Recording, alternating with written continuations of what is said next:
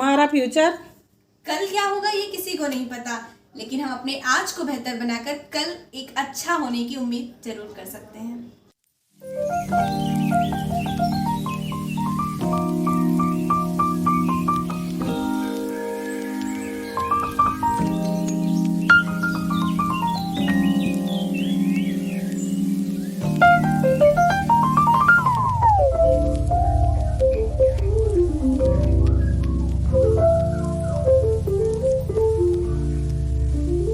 सुनो, क्या हुआ?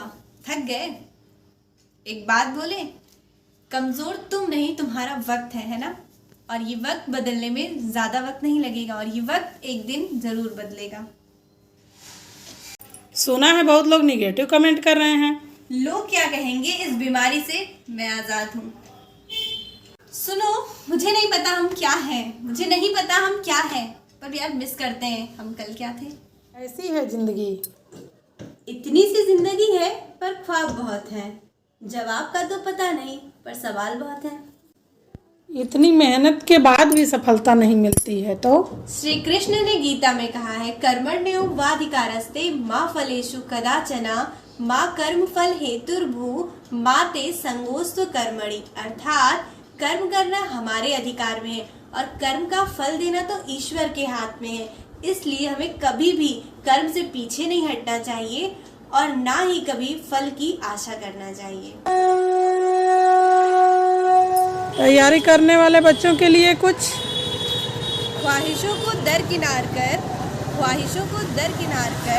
जिम्मेदारियों का बोझ लिए इस भीड़ में गुमनाम है। ये कैसा वक्त है कि हम अपने कल को बेहतर बनाने के लिए आज ही नहीं जी पा रहे हैं। जी रहे हैं कोई जी के तो बता। नकारा समझने लगे हैं। जब लोग नकारा समझने लगे तो ऐसे लोगों को इग्नोर करो और अपने काम पर फोकस करो। यकीन मानो जिंदगी बहुत आसान हो जाएगी। का फर्स्ट ड्यूटी क्या होता है? लड़की का फर्स्ट ड्यूटी उसका करियर होता है, उसका फ्यूचर होता है। यार अगर हमारा करियर नहीं है, हमारा फ्यूचर नहीं है या हम खुद अपने पैरों पर नहीं खड़े हैं ना, तो लोग हमें कुछ नहीं समझते हैं और हमें रिस्पेक्ट तभी मिलती है जब हम खुद कुछ कर रहे होते हैं। पेट की भीड़ में तुम भी शामिल थी क्या? हाँ, शायद ये उन हजारों लोगों की भीड़ थी जो अपने ख्वाब को पूरा करने के लिए शायद सिर्फ एक सरकारी नौकरी पाना चाहते हैं। और हाँ, उस भीड़ में मैं भी शामिल थी।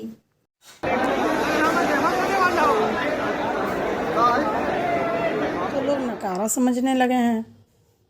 यार हर किसी की लाइफ में एक फेज आता है जब लोग उसे असफल समझने लगते हैं, नकारा समझने लगते हैं। तो मैं बस इतना कहूँगी उन लोगों के लिए कि यार कभी ना कभी अपनी लाइफ में बहुत अच्छा कर चुके होते हैं और उससे हमें याद करना होता है कि हम लोग कितना बेस्ट कल कर चुके हैं और उसी को याद करके खुद को मोटिवेट करना है अपनी अचीवमेंट्स को देखकर और हमें आगे बढ़ना है और हर उसको गलत साबित करना है जिन्होंने ऐसा कहा है, बिना उनको मुंह से जवाब दिए। झूठ या सच है या भरम है, अपना बनाने का। सफलता इतनी आसानी से नहीं मिलती। हम अक्सर कहते हैं वो रातों रात सफल हो गया, उसकी किस्मत कितनी अच्छी है। लेकिन क्या कभी हम उसके पाँव में पड़े छाले देखते हैं? या क्या हम ये देखते हैं कि उस रातों रात को पाने के लिए उसने कितनी रातें जगकर बिताई है? कैसे चल रही है? रात टिकाई, नींद दहाई, ख्वाब सैकड़े, दर्द हजार।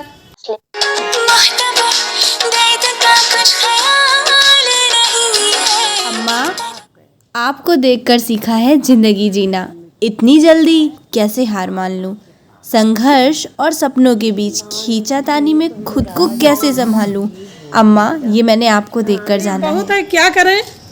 एक बात याद रखना, तकलीफ कितनी भी हो जिक्र ना करना और कोई पूछे तो मुस्कुरा देना, तमाशा न बनने देना। मुझ पर बीती तो मैं नहीं जाना। जब आप तैयारी कर रहे होते हो तो कैसे लोग आपका परिचय देते हैं और एक सरकारी नौकरी को आधार बनाकर आपका पूरा किरदार बता देते हैं। हाँ, है एक शख्स मेरे पास जिसने मेरी आवाज़ से मेरी तकलीफ़ को जाना है।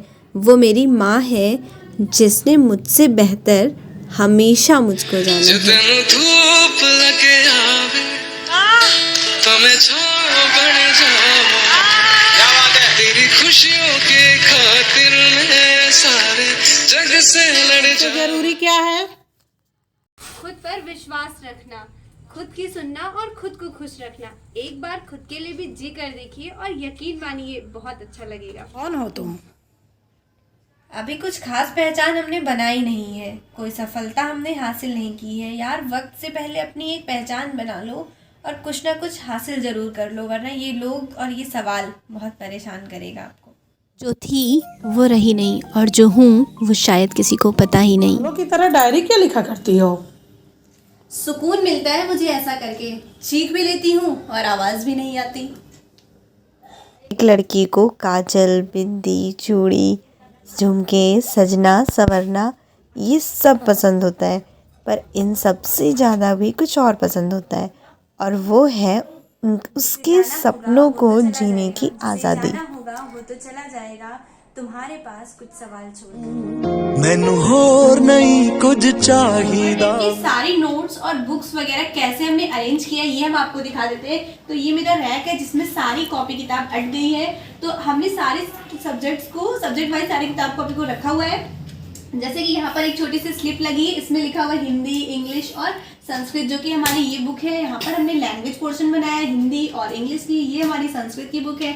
इधर हमारी जीएस है और करंट, ये भी जीएस और करंट सबसे ज़्यादा बुक्स इसी की होती है। उसके बाद ये छोटा सा पोर्शन है, यहाँ पर मैंने रखा है रीजनिंग और कंप्यूटर की कॉपी अभी यहाँ पर नहीं है, पढ़ने के लिए अंदर ले गए थे। और ये हमारा साइको का पोर्शन है, ये मैथ्स का है और यहाँ पर कुछ पीडीएफ है, इंपॉर्टेंट पीडीएफ जो हम निकलवाते रहते हैं अक्सर पढ़ने के लिए। और ये मेरी कुछ पुरानी बुक्स हैं जिनका अभी कोई काम नहीं है फिलहाल। तो इसी तरह से हमने अपनी बुक को सुपर डेट के लिए अरेंज किया। अगर सब्जेक्ट वाइज आप भी अरेंज कर लोगे तो बहुत आसान होगा पढ़ने के लिए। कितना मटेरियल है, क्या पढ़ना है, क्या नहीं पढ़ना है, ये सारा कुछ आपका clear। बेटियों को बोझ क्यों समझते हैं? इसका जवाब तो मेरे पास भी नहीं है, लेकिन मुझे कुछ याद आ रहा है, वो हम ज़रूर आपको बताना चाहेंगे। पता है एक बार क्या हुआ, मैंने देखा एक अंकल थे थोड़ा सा बूढ़े टाइप के, तो उनकी चाय की छोटा सा टी स्टॉल था। तो हम लोगों से वो बात कर रहे थे, तो हमने पूछा अंकल इस उम्र में क्यों ऐसा काम आप कर रहे हो? तो उन्होंने कहा मेरी 4 बेटियां हैं और आई एम इलेक्ट्रीशियन, बट उससे उनका खर्चा नहीं चलता है और उन्हें 4 बेटियों की शादी करनी है, इसलिए वो चाय का भी काम कर रहे हैं। तो उस वक्त मेरे जहन में कहीं ना कहीं ये सवाल था, क्या बेटियां बोझ होती हैं? जवाब तो मुझे नहीं मिला, लेकिन कहीं ना कहीं ये तो मुझे पता है कि माँ बाप के लिए ज़रूर बेटियां बोझ नहीं होती हैं, लेकिन एक बेटी क्या सोचती है, क्या ये सच है और कितना सही है, ये प्लीज़ आप लोग मुझे कमेंट करके बताइए। मैं हर एक कमेंट को पढ़ती हूँ और इसका जवाब मुझे नहीं मिल पाया सच में, और मैं आप लोगों से जानना चाहती हूँ।